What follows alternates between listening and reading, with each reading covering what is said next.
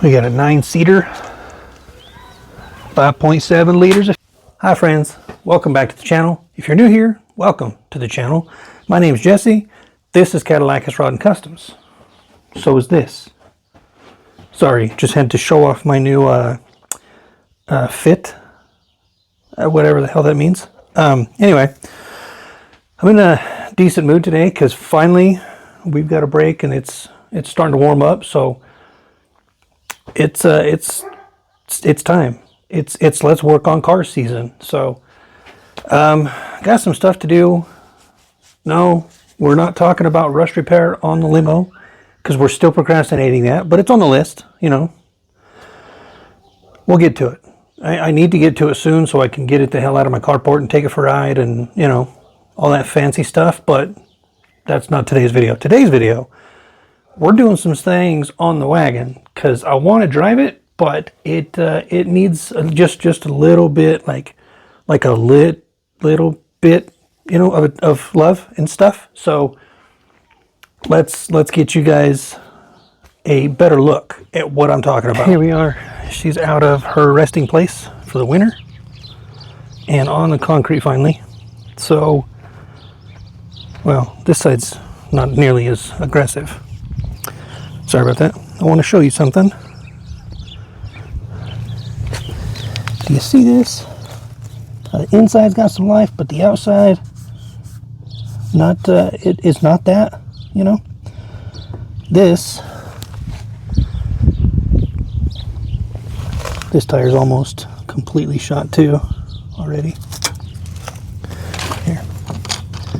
Yes, there we go. Decent on the inside. You can't feel it, but the outside or the inside edge of all of these tread blocks is like turned up, so the tires are pointed at each other.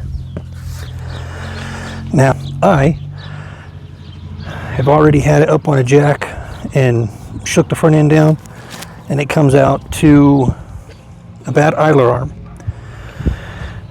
which is super easy to change. It's 2 bolts and one, I don't know if you want to call it a tie rod, but it's like a tie rod, kinda.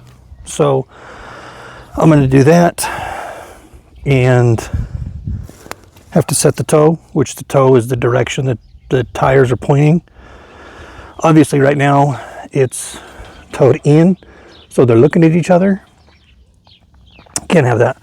You've got to have it kind of close to neutral, at or as close to 0 as possible. I like to go about a 1/16 of an inch towed in. It tracks straight. It doesn't wear tires goofy, nothing like that. So we're going to do that. Maybe today, maybe tomorrow. Haven't really decided how motivated I feel right now. But I just replaced the throttle positioning sensor because when I start it, it immediately falls on its face. If you give it a little bit of fuel for, I don't know, 10 seconds, it'll hold at kind of a lower RPM, but I'm still working on that.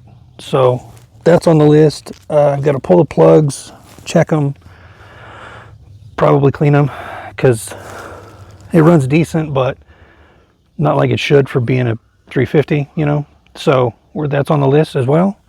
But my number one priority for today, I can't handle this shit. It's driving me crazy. The inside of this car is absolutely disgusting. It looks like somebody stopped at a gas station and grabbed the garbage can out from in front of the gas station and just dumped it on the inside of this car and then rolled the windows down and drove it for a few hours. You know, there's just like shit everywhere. So my first priority of today, now that the day is more than half over, my first priority is to, at the bare minimum, I've got to vacuum the inside of this thing because it's like I said, absolutely disgusting. It's below standard. I can't do it.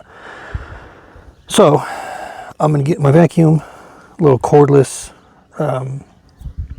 shop vac. Got it from the Harbor Freight. It's pretty good. As long as you got a good battery, it lasts quite a while, and it's actually a pretty good little vacuum. So I'm gonna vacuum the inside of this shit. Try to degrease the steering wheel because this shit, you know, I don't like it. But all in all, shouldn't be too bad. Just needs a lot of attention. So, the headliner is not nice, like, at all. So sometime this summer, I actually do plan on dropping the headliner out of this thing and redoing it. I've never done one before, but it can't be that hard, right? As long as you get the material with the padding on it. It's not rocket science. I mean, it's not like a bunch of complex curves or anything like that. It's just really big. So that'll be an adventure. We can learn together. You know, we can teach each other something. Maybe not. But that's gonna be fun. That's, like I said, that's another day. But for today's, I have a focusing problem. And today's focus, I think I've already used it all. But I'm gonna go get my vacuum and I'm gonna, you know, make it embrace the suck. So I'll be back. Okay. I need to, this, mind you, was just a quick and dirty kind of deal. Just vacuumed everything up, cleaned all the dirt off the arm or the door panels and all that stuff. But man, already it's so much better. Now, keep in mind, I do still need to get the carpets good and clean, but for a quick wipe job, it came out really well. I'm pretty happy with it. So now, here we go. You can get a better look at this tire here. In here's like half tread life or some shit. Out here is not that no bueno, but it's filthy. Somebody was using this thing to go play in the mud, and this arm right here is the idler arm, and it goes up there, that bolt right there. There's another one down here on the frame, 2 bolts there, tie rod there, which is here, and there's a nut here. I'm not sure if it's got a cotter pin in it, but it doesn't look like it does. So I have to undo this, and then 2 bolts up here on the side of the frame, which come in through these holes here to get to them. Put it back, put the new one in. Remember to grease it. I'll go ahead and grease this whole front end while I'm down here. And then we gotta pull some measurements off of these wheels, because I've got to at least attempt to set the alignment on this unit, because I want to, it's not fun to drive. It chases real bad. So once I get this idler arm changed, we'll attempt to set it. I know it's on solid mount. My ramps don't swivel, so setting the toe is going to be a little trickier than normal, but I'll show you guys how to do that too when the time comes. But for now, we got to get this idler arm changed. So we're going to scrape a bunch of grease off up here to see what size this even is.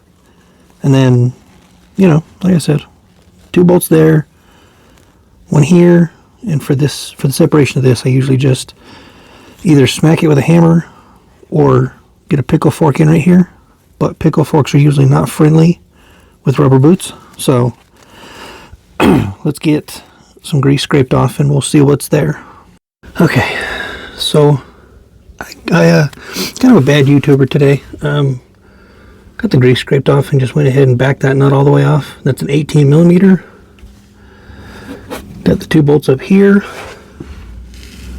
taken off, which are also both 18 millimeters on both sides.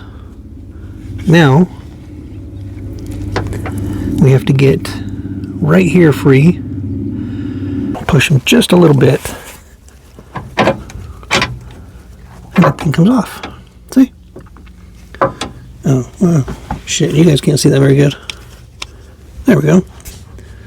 See? It's off. Now I gotta get my pickle fork and a big hammer, and I'll bust it right here. Okay, there you go. New, old and busted, new hotness. This thing doesn't put any resistance at all, and watch.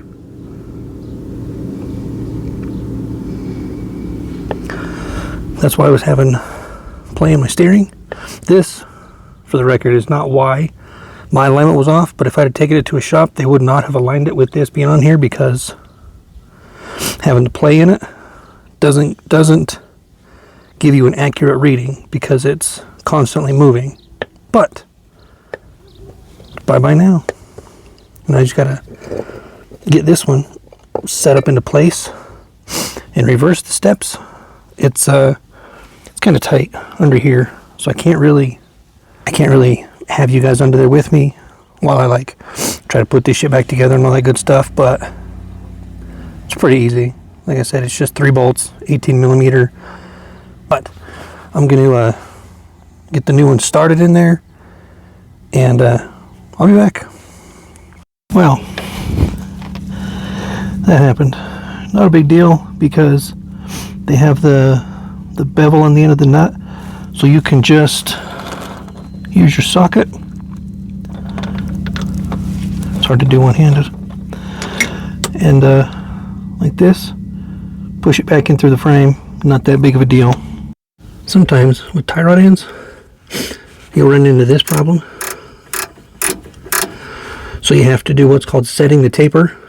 That's what I call it. It's what I was taught it's called. I don't know what it's actually called. Could be right, could be wrong. Sometimes you can get away with just something as simple as a C-clamp. Once in a while, depending on what taper you're trying to set, you can just hold it in place, but because I don't have very much room down here to hold, I don't know how effective that's going to be. And it doesn't take much pressure to hold these tapers most of the time.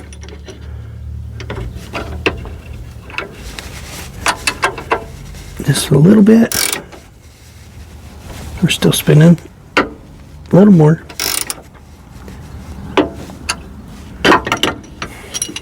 Okay. I gotta get something different. Hold on. Let's see if this works any better. Yep. Sometimes that's all it takes. You just have to have something to set, because tie rod ends are tapered. They're wider at the bottom and at the top. And the pieces that accept tie rod ends are tapered the same way. So you have to force them together to hold that pressure. And you just tighten your nut down.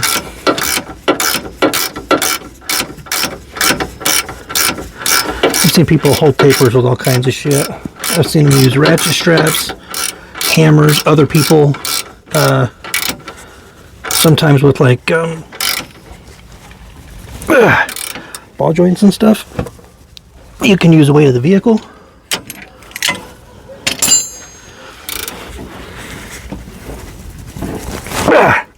It's taut. Oh wait, hold on. Click. Okay, it's torqued. Now, brand new idler arm. This front end should be tight.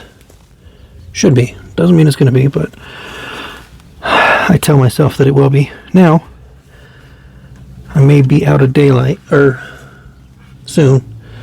So I'm going to grab the grease gun, grease all this stuff up, which you've got your lower ball joint, which is right here. There we go. Upper ball joints typically have a Zert 2 on the top. Gonna tie rod end both joints of the idler arm. Pitman arm there. See? Right there on the inside. Both of them. Tie rod, both ball joints. So, a good thing to remember, I learned this when I worked at the lube shop. Most GM front ends have 11 grease fittings. If you can't find 11, look again. You know, some of them, like sometimes people buy non-serviceable tie rods or, you know, something stupid, but more often than not, most GM front ends have 11 grease certs on them. Most independent GM front ends. Like solid axles only have like 4, but independents usually have 11. So I'm going to grab my grease gun and hit 11 zerks. And I'll be back. Well, she's replaced. Left her wet and slimy. I'll clean all this shit up later. Don't worry about that. Anyway, it's all greased up. Steering's nice and tight now. I'm going to have to do a little bit of research and see if I can do this, because as it is right now, I can't measure the width on the back of my tires because there's a frame there. So I'm going to have to do a little bit of research and see how to do this. I don't want to take it to a shop, but you know, if I have to, it's whatever. I got to get this thing aligned so I can start using it. But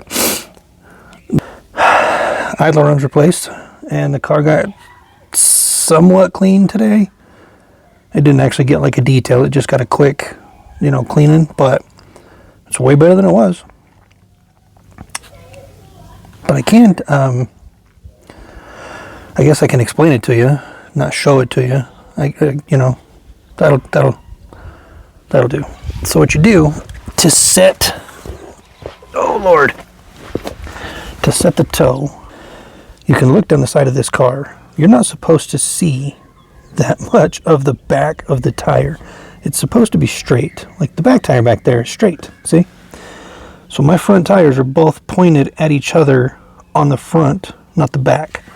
So they're pigeon-toed like this, right? So to aid in that problem,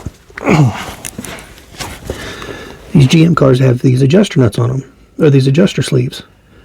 They're threaded on both sides. Pretty simple setup, really. You measure the exact same spot. If you choose to do it with your tires on, you can measure from like the inside lip of your wheel halfway up, or you can use the tire, but it has to be the center. It has to be basically the center of your spindle is where you have to measure from, right? Front and back. Both sides. You have to do this. So I used to do it from the center of the tread. I would measure center of the tread this way, and then come up center and measure like right here, right? So this is not my mark, but we'll say this is my mark. Then do the same thing on the rear of the tire. Measure up from the ground to the center. If your car's not sitting on ramps, if you're sitting on flat ground, this measurement should be the same on the back. And then measure the center width. So do that on both sides. Pull your tape measure from here to your mark on the pad on the driver's tire, right? Do the same thing on the back of both sides. If it is more than a 1/16 of an inch closer on the front than it is on the rear, or vice versa, your alignment's out. So you take these two bolts here, just take them loose. I highly recommend penetrating oil, a lot of it. So you take these two bolts loose and you grab a hold of this with like a pipe wrench or something, and you spin it spinning it one way pulls the front of your tire in, spinning it the other way pushes the front of your tire out.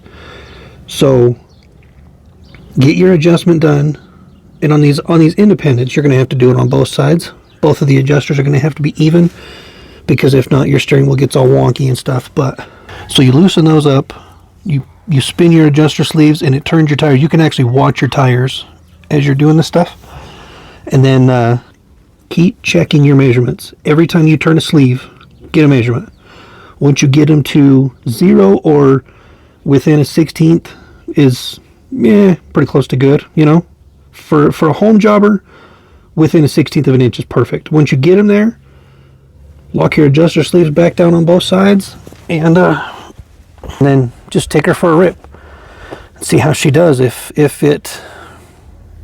when you turn it bounces, or if your steering wheel's not right, or if you can hear it, like when you hit dirt and you can hear the tire pushing, you didn't get it right. But if it feels right and it drives straight down the road, congratulations, you just set your toe.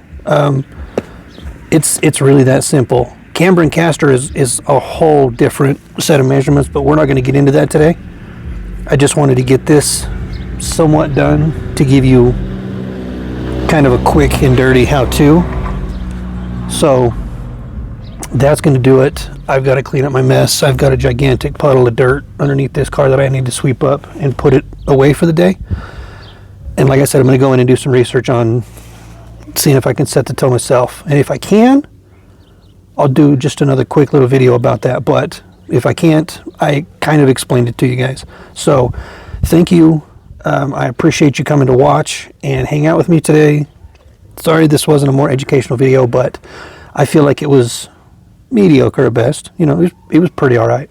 So again, I do appreciate the time you spend with me. It means a lot. It helps my channel grow. You know, it helps push me into other people's algorithms and all that shit. So I do appreciate you guys.